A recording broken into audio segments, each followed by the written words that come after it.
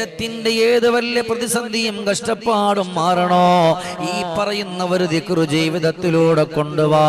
സലാമുൻ ഖൗലം മിർ റബ്ബിർ റഹീം 129 പ്രാവശ്യം ചൊല്ലുക. നമ്മളാരും കാണാതെ തനിച്ചിരുന്നു കൊണ്ട് രാത്രിയുടെ യാമങ്ങളിൽ ചൊല്ലുവാൻ വേണ്ടിയിട്ടാണ് നമ്മൾ ശ്രദ്ധിക്കാനുള്ളത്.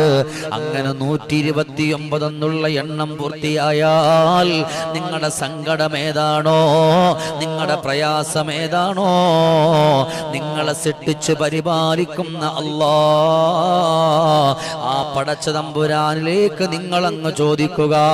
അല്ലാഹു നിങ്ങളെ തട്ടിക്കളയൂല, അല്ലാഹു നിങ്ങളെ ഖായിബാക്കൂല. സലാമുൻ ഖൗലം മിർ റബ്ബിർ റഹീം